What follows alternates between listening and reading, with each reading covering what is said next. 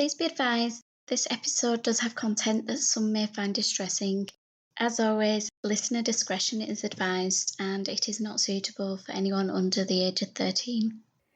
Hello and welcome to It's Murder Up North, and this the final episode in the Diane Sindel, Peter Sullivan arc. In 1987, Peter Sullivan was convicted of the murder of Diane Sindel, and he would spend the next 38 years behind the bars of some of Britain's most secure facilities, including Wakefield Prison. He had been found guilty beyond reasonable doubt, but little did the jury know in 1987 that a single piece of evidence remained unexplored. Join me as I delve into the life of Peter Sullivan and what led to his case becoming one of the longest miscarriages of justice in British legal history.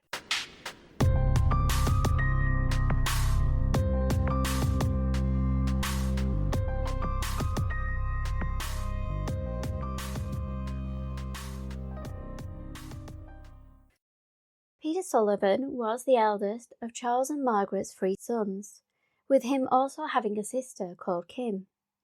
The family lived on Belmont in the Birkenhead suburb of Oxton, where their eldest son seemed to be troubled from an early age. At school, Peter struggled to keep up in lessons. His speech was slow and he found it hard to socialise with other children, leading to him swiftly becoming a target for bullies.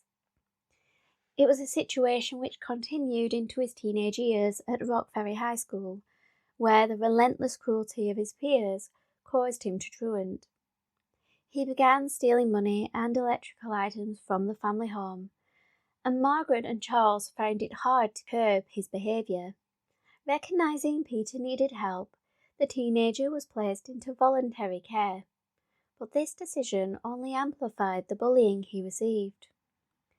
Charles recalled that on one occasion his son had been forced by his tormentors to eat nuts and bolts, under the threat of physical violence. The terrified teenager did as he was told, returning home later that day in extreme pain and barely able to walk. In adulthood, the scars of this tormenting would linger.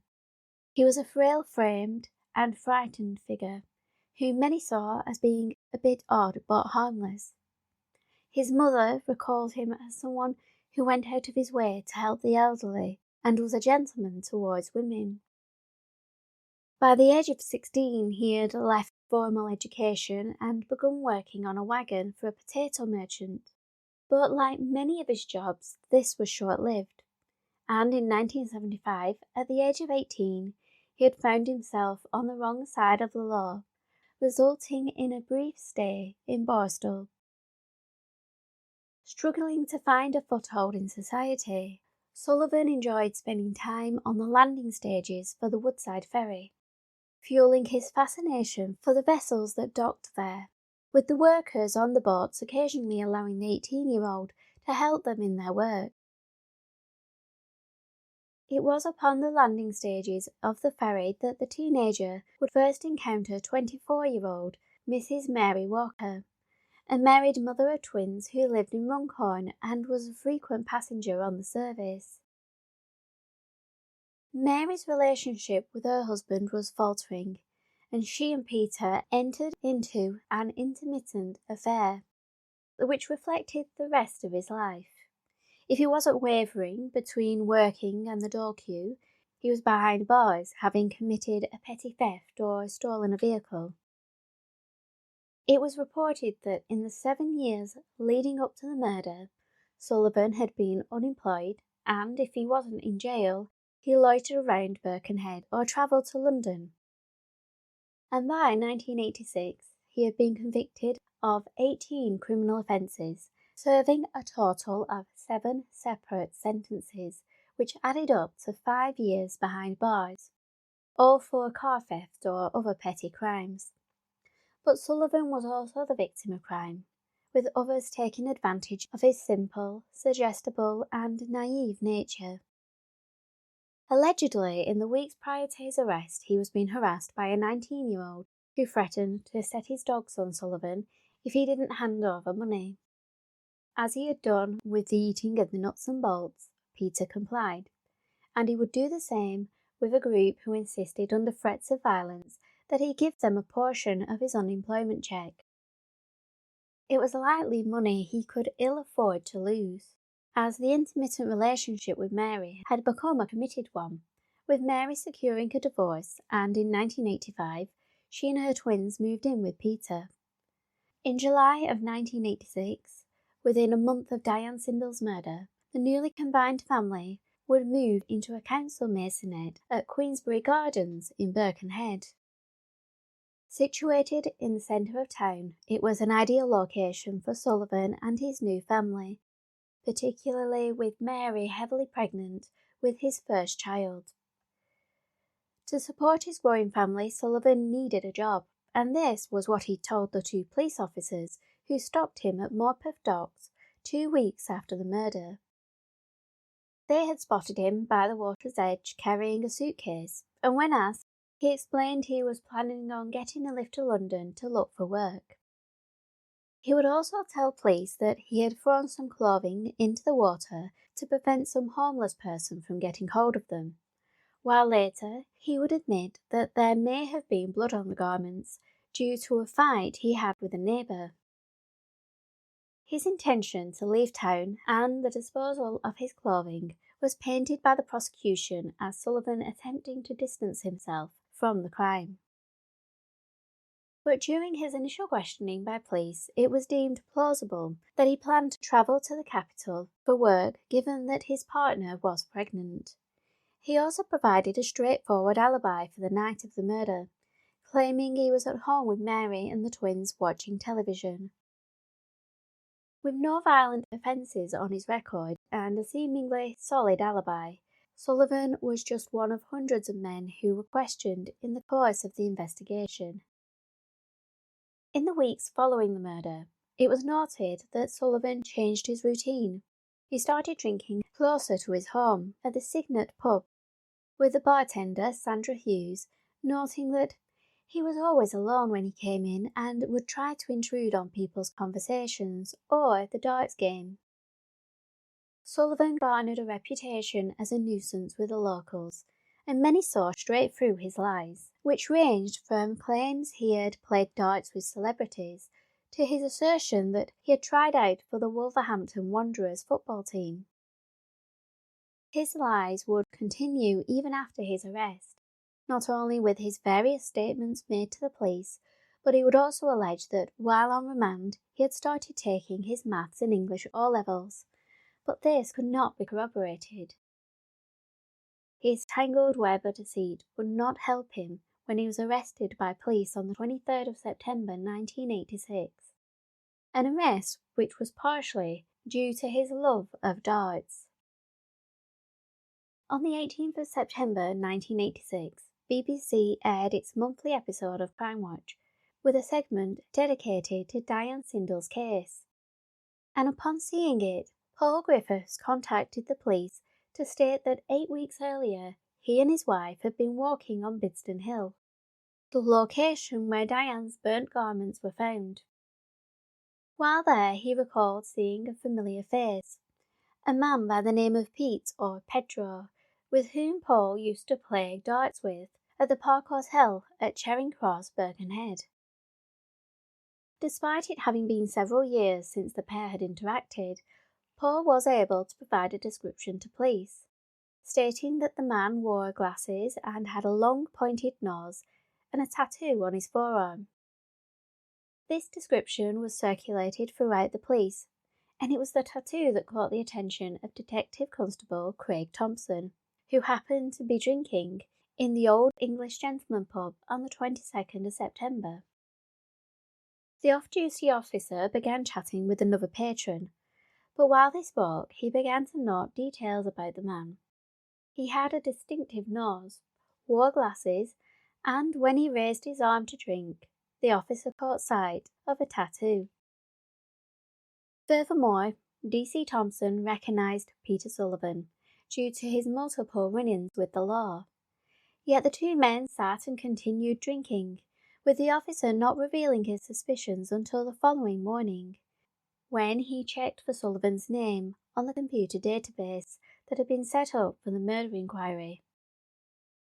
D.C. Thompson discovered that his drinking companion from the previous night had already been questioned. But now, Sullivan's explanation that he was heading to London for work and the disposal of the clothing so a tramp couldn't get hold of them was questionable, particularly as he was also now being connected with Bidston Hill.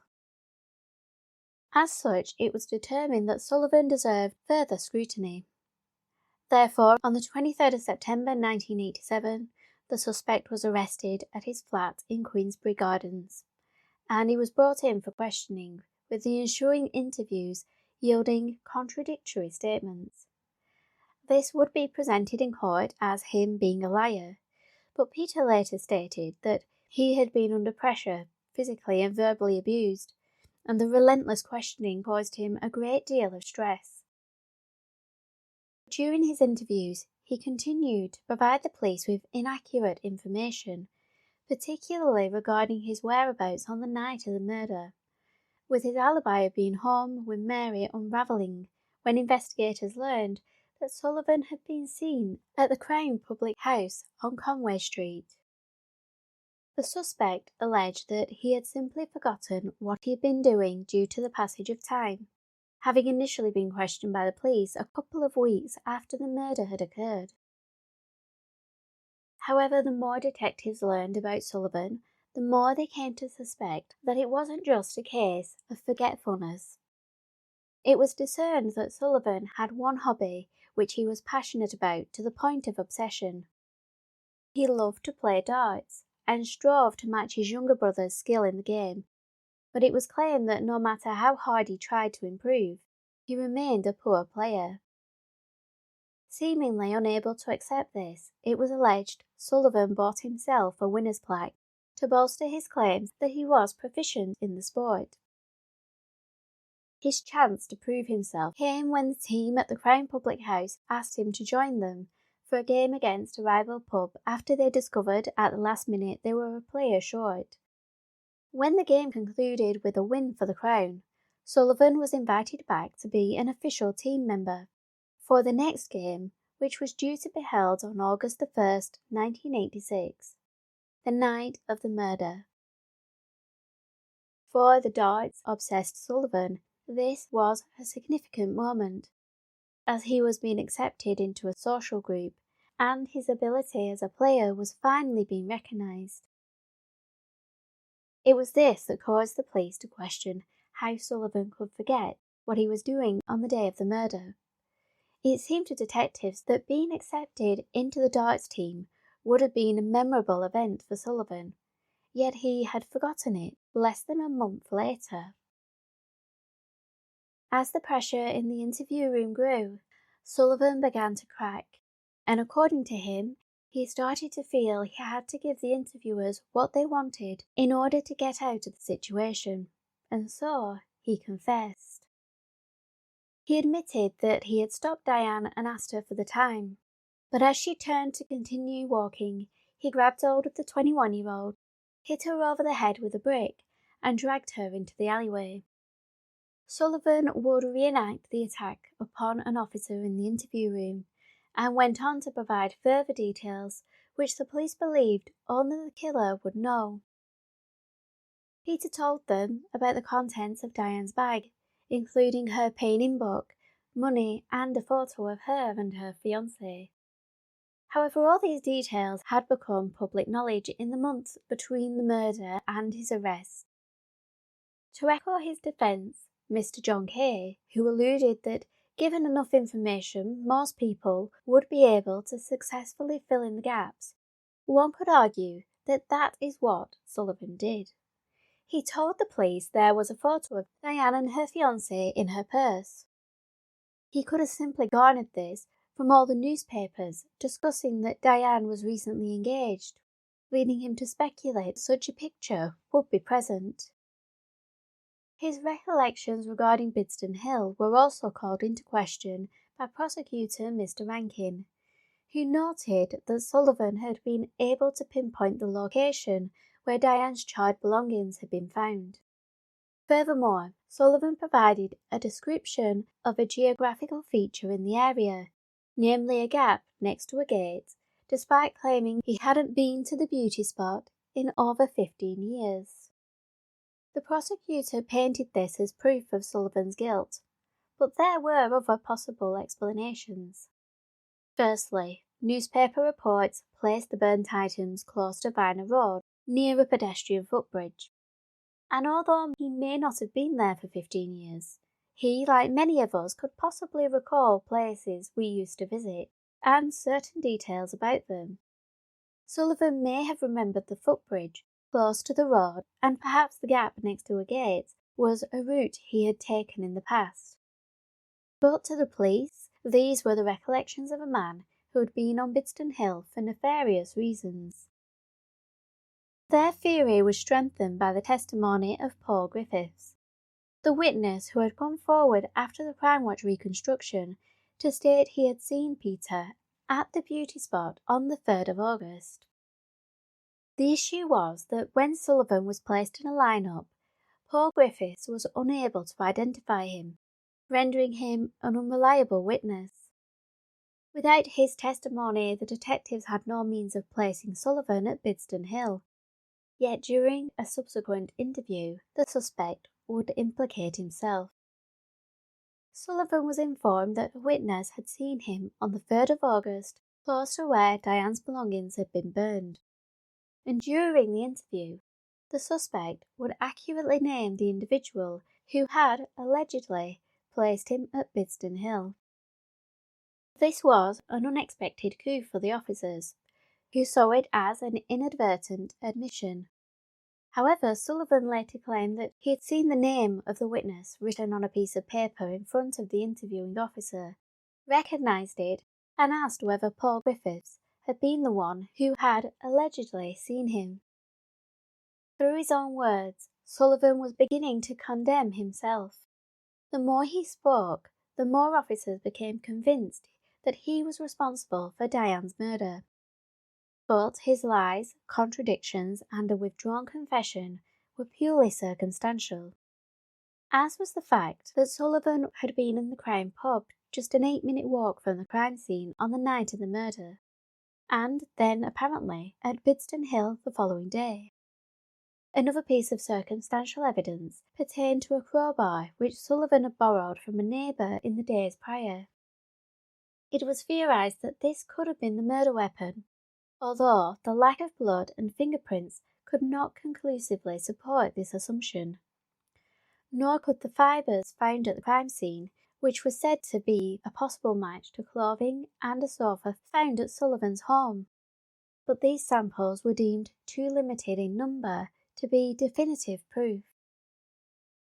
Ultimately, the case would have been built primarily on the circumstantial evidence, had it not been for the bite marks left on the body, which forensic odontologist Dr. Donald MacDonald confidently stated were a definitive match to Sullivan's dentistry. Arguably, it was this piece of evidence which influenced the guilty verdict. The jury were informed that Dr. MacDonald was a man experienced in the field of forensic odontology and had testified in multiple cases. They were advised that no two people had the same teeth impression, and through the means of projecting images of the bite marks combined with overlays of Sullivan's teeth, the doctor demonstrated how they lined up. Although they were cautioned by the judge that they had to weigh up Dr. MacDonald's testimony against the case as a whole, it is easy to understand how the jury could have been swayed by such compelling evidence, provided by an individual who seemed so confident in their assertions, with the defence providing no rebuttal to his claims. One cannot blame the jury for returning a guilty verdict, given the evidence put before them. While many would accept this verdict, throughout the trial and beyond, Sullivan's family remained adamant of his innocence, and therefore in the immediate aftermath of the conviction, his younger brother Mark declared, "We are not down yet, not by a long way." Other family members opted to release a statement via Sullivan's lawyer, Mr. Gareth Williams, which stated, "The family wish it to be known they are extremely distressed at the verdict of the jury. They remain convinced of Peter's innocence in this matter and will continue their efforts to clear his name." However, there was one individual who would maintain their silence. Mary Sullivan, Peter's 36-year-old partner, who had been heavily pregnant with his first child at the time of the murder. Her name was mentioned on various occasions during the trial, but Mary declined to testify. The prosecutor, Mr. Rankin, argued that her testimony, which he claimed referenced statements made to the police that contradicted Sullivan's accounts, should be heard by the jury. But having married Sullivan while he was on remand, Mary exercised her spousal right not to testify. The defence counsel, Mr. John Kay, offered a rebuttal to Mr. Rankin's proposition by arguing that if Mary Sullivan took to the stand simply to state that she would not be testifying, it would cause the jury to ponder why not. Judge Temple agreed with Mr. Kay, and as such, any information Mary Sullivan had pertaining to the case would not be revealed during the trial. I have seen speculation online that it was Mary who turned Sullivan in to the police, and she was possibly the distressed caller who contacted the Crime Watch studio on the night of the reconstruction. It is also suggested that the reason the prosecution wanted her to testify was because she had incriminating evidence against Peter. But ultimately, because she evoked her spousal rights not to testify, much of this remains pure speculation. Whether Mary stood by Sullivan after the trial is uncertain, and given the seemingly damning evidence against him, it is understandable that few people believed the verdict was wrong. The man dubbed the Beast of Birkenhead was behind bars, and the people of the town went on with their lives feeling safe in the knowledge that a monster was no longer on the streets. While people would continue to visit the memorial stone on Borough Road, leaving flowers in memory of Diane, no one wanted to remember the man who had taken her life. And as the time moved on, so did the press, with the name of Peter Sullivan disappearing from the headlines. Over the ensuing years, he would be moved from prison to prison, becoming accustomed to the strict routine and volatile nature of life behind bars, all the while quietly working on proving his innocence. At the beginning of this arc, I referenced the case of Dawn Ashworth, a 15-year-old girl murdered 2 days before Diane's body was found. Dawn's case would be linked to the 1983 murder of Linda Mann. Because of the heinous nature of their deaths, detectives were driven to apprehend the killer as quickly as possible, and they turned to a never-before-used field of forensic science, DNA profiling, through which Colin Pitchfork would be identified as the killer of the 2 girls. Over the next decade, the field of DNA testing would evolve, and by 2008 it had aided in the conviction of hundreds of individuals.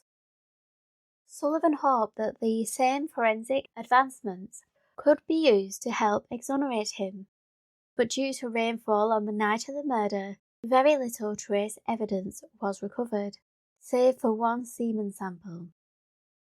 Yet Sullivan's team were denied the chance to submit it for testing, due to the limited amount and the high risk that the test would destroy the evidence without yielding any results.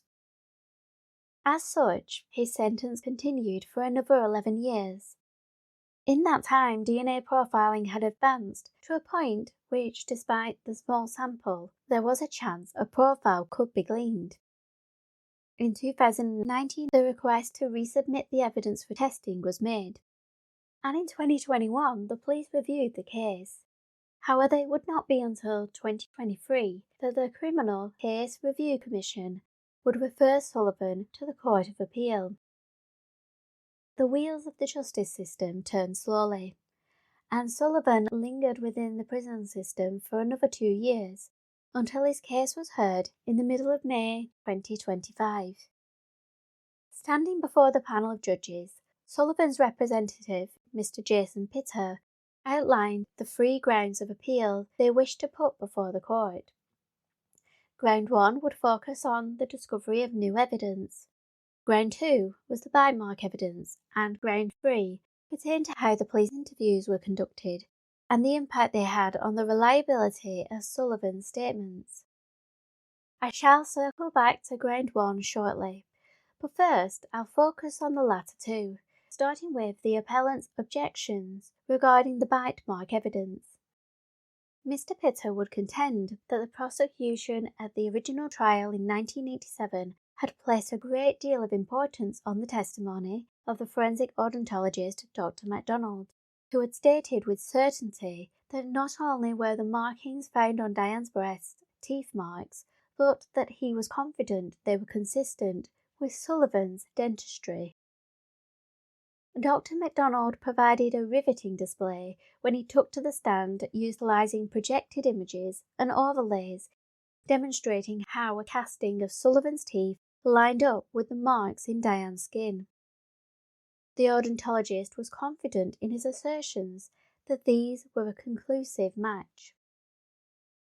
The defence at the time were unable to provide a rebuttal to these claims, as there were few in the field of forensic odontology who were able to match Dr. MacDonald in experience. However, it was not this inability to refute the evidence which Mr. Peter was concerned with, but more the reliability of the evidence provided to the jury.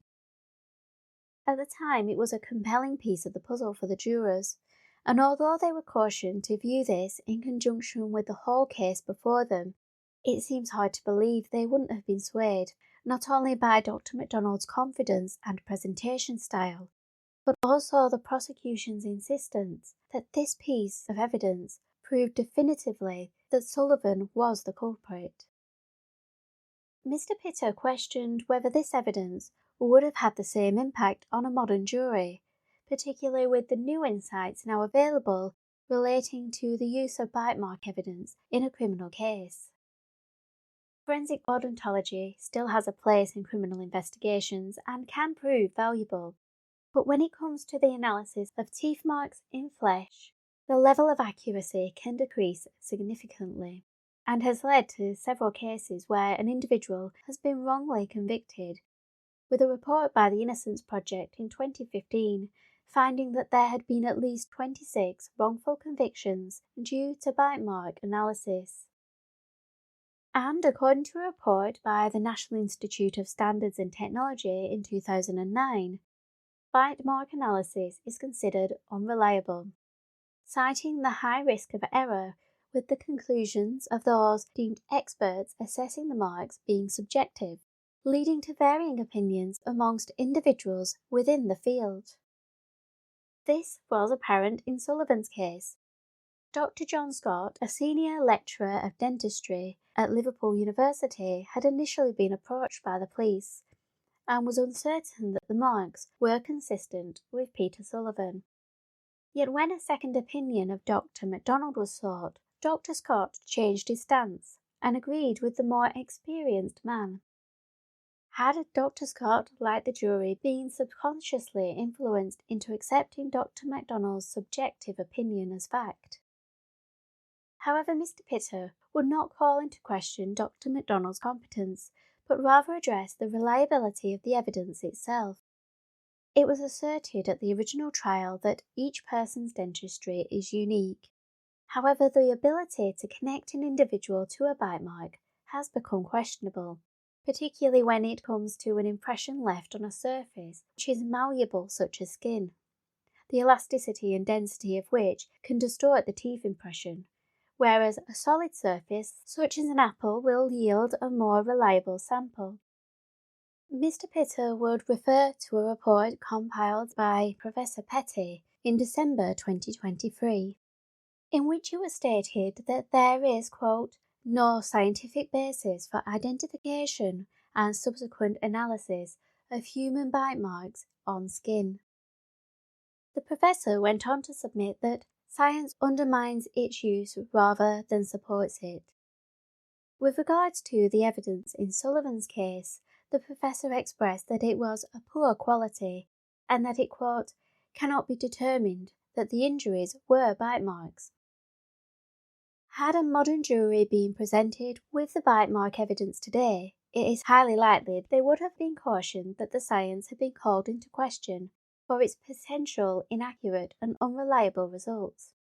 And such a rebuttal, perhaps provided by individuals such as Professor Petty, may have diminished the impact on the case as a whole. However, for the judges at the Court of Appeal, they had to consider what had occurred during the original trial in 1987.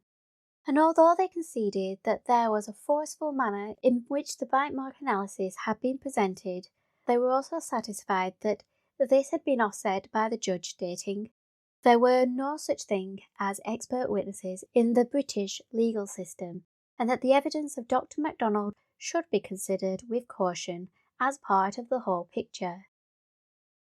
As such, the appeal judges determined that the jury at the time came to a fair decision based on the evidence before them, and it was not the place of the Court of Appeal to undermine their choice, thus resulting in Ground 2 being rejected. This would be the same scenario for Ground number 3, which pertained to the reliability of Sullivan's statements and his treatment while in custody.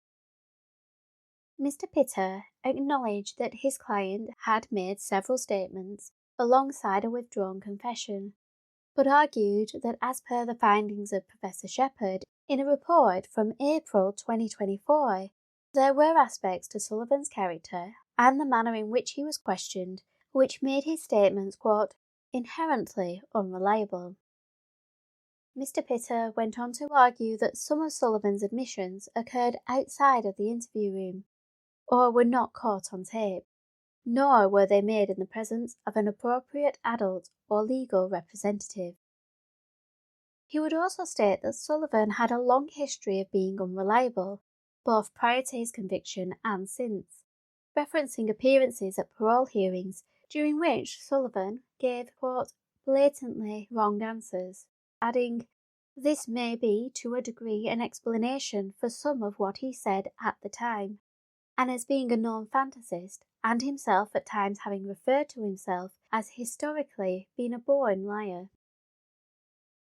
Mr. Pitter went on to speak of Sullivan's suggestible nature, stating that the appellant had a, quote, ability to adopt features presented to him as part of his own narrative, and that includes, we would submit, features which were in the public domain.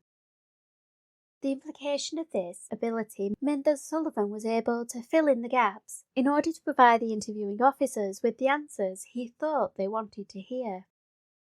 Given this side of his character, Professor Shepherd would conclude that Sullivan was, quote, extremely vulnerable in an interrogative situation, therefore an interview situation, because of his limited intellectual functioning combined with his problems with self-expression and his disposition to acquiesce, to yield, to be influenced. These are the broad points manipulated and controlled, and his internal pressures to speak without reflection, and his tendency to engage in make-believe to an extreme extent, technical term, to fabulize. Mr. Pitter submitted that Sullivan's suggestibility and tendency to form fantastical narratives in the place of the truth were part of what rendered him unreliable, and as such his statements to police were also unreliable. However, this was not the only point Mr. Pitter would raise regarding Sullivan's time in police custody, with him submitting 3 objections. Firstly, given that Sullivan had intellectual and cognitive disabilities, he should have been provided an appropriate adult to accompany him during the interviews. This connected to the second point, which focused on the lack of legal representation offered to Sullivan during his early interactions with the police. It was stated that this was denied to him on the grounds that the police did not want sensitive information inadvertently leaking into the public domain. And while Mr. Pitter said he understood that that was the right of the police in exceptional circumstances, he put to the appeal judges that, quote, we do not envision that would occur today. While these were minor points, the third was a more significant supposition, with it pertaining to the main aspect of the ground of appeal, the overall admissibility of Sullivan's statements and his treatment in custody. Harking back to his earlier claim that some of Sullivan's admissions were not recorded, Mr. Peter stated that the most crucial occurrence of this was the first of his client's confessions. Mr. Peter highlighted that this admission was part of 4 interviews conducted on one day, and that this confession was retracted on the same day. However, he reminded the judges that it was also made in the absence of legal representation. The appellant's representative went on to state that it was their submission that these issues combined undermined the reliability of the client's words, and that with expert testimony and scientific evidence, it would, Mr. Peter argued, quote, leave one with the sense that what he was saying was nonsense, in plain terms. While the Court of Appeal would ultimately deny these 2 grounds, partially based on the assertion that they did not constitute fresh evidence, as they had either been addressed at the trial or during previous hearings, they were more receptive to ground 1, which pertained to new DNA evidence. Mr. Peter would inform the court that in 1986, semen was recovered from the body of Diane Sindel, which was always believed to have been from the perpetrator. However, due to the limited scientific resources available at the time, it was not possible to conduct any tests on the sample to substantiate this assertion. As such, this vital piece of the puzzle remained stored away until a time it could possibly yield answers. Mr. Peter went on to state that such advancements had not been made in 2008, when a request was denied to test the sample, as the risk of destruction of the evidence outweighed the chances of yielding results. However, an analysis conducted in 2024 concluded, quote, the DNA profile on the cellular material and the semen samples found on the deceased were not the appellant's, but could be attributed for these persons to an unknown male. With Mr. Peter taking care to emphasize that at no point does the evidence suggest that more than one individual took part in the crime, with the DNA evidence proving that the semen recovered from the body was not Peter Sullivan's, and thus they must conclude that he was not the perpetrator. He went on to state that the sample had not been deposited through a consensual act, and the police had taken steps to rule out individuals such as Diane's fiancé, David. The profile had also been processed through the DNA database, which had yet to yield any positive results. It was this that would prove the key ground of appeal. Not only was it new and compelling evidence that was unavailable to the original trial, but the judges deemed that it undermined the circumstantial evidence which had formed the foundation of the case against Sullivan. Combined with the DNA profile, any suggestion that the crime had been committed by more than one person had also been ruled out, thus removing any implication that Sullivan had been involved. On this basis, the Court of Appeal found the conviction of Peter Sullivan to be unsafe, and they instructed he should be freed after 38 years in prison. Assembling after the conclusion of the hearing, Peter's solicitor issued a statement on behalf of his client stating, "What happened to me was very wrong, but it does not detract or minimize that all of this happened off the back of a heinous and most terrible loss of life." After citing that Peter bore no ill will towards anyone, the statement concluded, "Finally, I would like to say how sorry I am to the family of Diane Sindel, who have now got to come to terms with the death of their daughter being down to someone else. I long to see the right thing done for this horrible crime, so that they will find peace." Peter's devoted sister, Kim Smith, would also address the press, reflecting on the devastating impact the case had had on everyone involved. Quote, "We lost Peter for 39 years, and at the end of the day, it's not just us.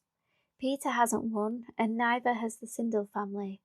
They've lost their daughter. They're not going to get her back. We've got Peter back. Now we've got to try and build a life around him again. We feel sorry for the Sindels, and it's such a shame this has had to happen in the first place. I cannot imagine how devastating this verdict must have been on Diane's loved ones, and how it must have reawakened the emotions they had endured in 1986, when the murder first occurred, with an unknown killer on the loose. Meanwhile, the man convicted of her murder had spent over 14,100 days in the prison system. He had missed out on the birth of his son, never getting to see them grow up. And he wasn't able to attend the funerals of his parents, who both passed away while he was behind bars. While in prison, he was simply a number. He had to adhere to strict rules and navigate the complex social structure which exists within the prison population. Meanwhile, life outside the walls moved on. When you are living it, you tend to not appreciate how much the world has changed around you. But imagine what it was like for Peter Sullivan. His first taste of freedom, he stepped into an unrecognisable world. In Birkenhead, his maisonette in Queensberry Gardens had been demolished, as had the local pub that once stood opposite. People he once knew had moved away or died or just moved on with their lives. He had to learn about contactless payments, and admitted he boarded a bus only to be confused by the little rectangular devices other passengers held in their hands. It was only when someone placed one to their ear that he realised it was a phone, a far cry from the phone boxes and corded house phones of the 1980s. Although initially confused, the 68-year-old quickly came to realise that these little devices were more powerful than the computers of the late 80s. They had the World Wide Web on them, which was invented in 1989. These handheld computers, he came to learn, had become an essential part of life. It wasn't just for communication, with him discovering that one was required simply to book an appointment to see a doctor. It is hard to fully comprehend the impact years of confinement have had on Peter Sullivan, both mentally and physically, with him admitting to the BBC that he had become institutionalised by his time in the prison system, recalling that, quote, "One morning in his flat he walked back to his bedroom and sat down on his bed, because he was subconsciously waiting for a prison officer to come and lock him back into his cell. You've got to be at your door at a certain time, otherwise the officers will go off on you." Despite being wrongfully convicted, Peter Sullivan felt like he was simply cast out of prison, without any help or guidance from the system that had kept him confined for 4 decades. This is in contrast to those released having served their sentences. They are often placed in a halfway house and provided an allowance. Peter apparently received none of this support, with his siblings having to find him accommodation and help him navigate what the world was like in 2025.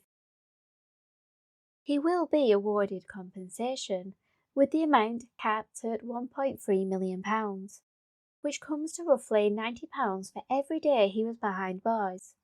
But due to the time it takes to process these claims, he may have to wait years to receive it. Yet, what Peter Sullivan wants more than anything is to understand what happened, and receive an apology from the police, whom he still maintains coerced him into confessing through physical and verbal threats.